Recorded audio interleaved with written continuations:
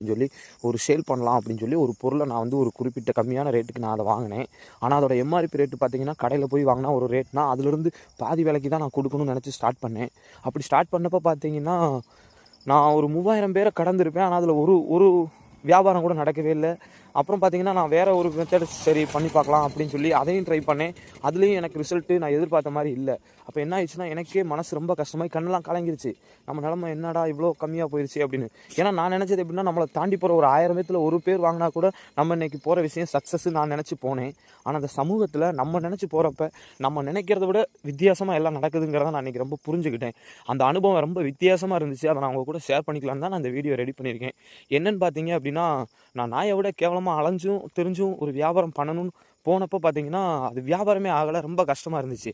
அதுக்கப்புறம் பார்த்தீங்கன்னா, மனசை தளர விடாமல் ட்ரை பண்ணணும்னு சொல்லி நான் போய்கிட்டு இருக்கப்போ பார்த்தீங்கன்னா, கடைசியில் நான் ஒரு இடத்துல போனேன். அந்த இடத்துல பார்த்தீங்கன்னா, அது ஒரு லேடிஸுக்கு வீட்டுக்கு யூஸ் பண்ணக்கூடிய ஒரு பொருளுங்கிறதால பார்த்தீங்கன்னா, ஒரு இடத்துல எல்லாம் வேலை செஞ்சுக்கிட்டு இருந்தாங்க. ஆனால் நான் சொன்ன ரேட்லேருந்து அவங்க கம்மியாக வாங்கின முதலுக்கு தான் கேட்டாங்க. ஆனால் அதை நான் வந்து எப்படியோ சரி நம்ம வாங்கினதுக்காவது அதை கொடுத்து தான் ஆகணும். நமக்கு காலையிலேருந்து அவ்வளோ நம்ம எதிர்பார்த்த அளவுக்கு சேல்ஸ் ஆகலைன்னு சொல்லி அதுக்கப்புறம் சரின்னு சொல்லி நான் கொடுத்தேன்.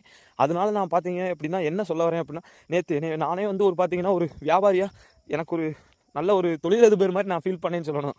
ஏன் அப்படின்னா, அது ரொம்ப நல்லா இருந்துச்சு அந்த அனுபவம். அதுக்கப்புறம் பார்த்தீங்க அப்படின்னா, மதியம் வரைக்கும் இந்த மாதிரி நானே சில ஏரியாக்கெல்லாம் போய் அந்த பொருளை சேல் பண்ணி பார்த்தேன். அதுக்கப்புறம் பார்த்தீங்கன்னா, ஈவினிங்காக ஒரு சந்தைக்கு போனேன். அந்த சந்தையில் பார்த்தீங்கன்னா, பக்கத்தில் இருந்தவங்கலாம் எனக்கு ஒரு நல்ல ஃப்ரெண்டு மாதிரி கிடச்சாங்க. அவங்க கூட பேசுகிற அனுபவம், அதுக்கப்புறம் அந்த விஷயத்தை நான் சேல் பண்ணக்கூடிய அனுபவம், இது எல்லாமே எனக்கு ரொம்ப புதுசாக இருந்துச்சு.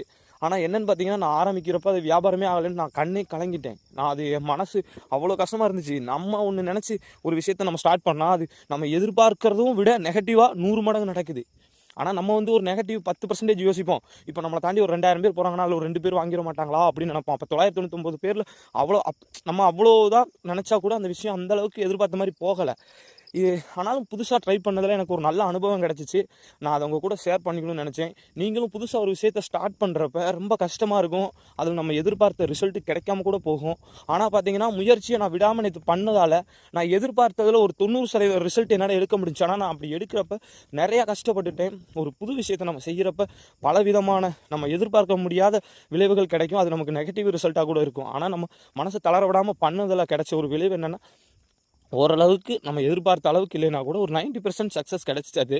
அதை நான் உங்கள் கூட ஷேர் பண்ணிக்கணும்னு நான் ஒரு வீடியோ ஆட் பண்ணியிருக்கேன். அந்த இடத்துல பார்த்தீங்கன்னா, உங்களுக்கு சந்தையில் போய் நான் சேல் பண்ணது, அப்புறம் நான் ஒரு இடத்துல போய் சேல் பண்ணது, அதெல்லாம் நான் உங்களுக்கு ஆட் பண்ணியிருக்கேன். எனக்கு அது ரொம்ப ஒரு புது எக்ஸ்பீரியன்ஸாக இருந்துச்சு. Thank you guys. நீங்களும் மனசை தளர விடாதீங்க. எந்த ஒரு புது விஷயம் செய்கிறப்பையும் ரொம்ப கஷ்டமாக தான் இருக்கும். ஸ்டார்ட் பண்ணுங்கள். ஆனால் கண்டிப்பாக நல்ல ரிசல்ட் நமக்கு கிடைக்கும். நான் இன்று உங்களுடன் விடைபெறுகிறேன். நான் உங்கள் ஃபிட்னஸ் சாரா.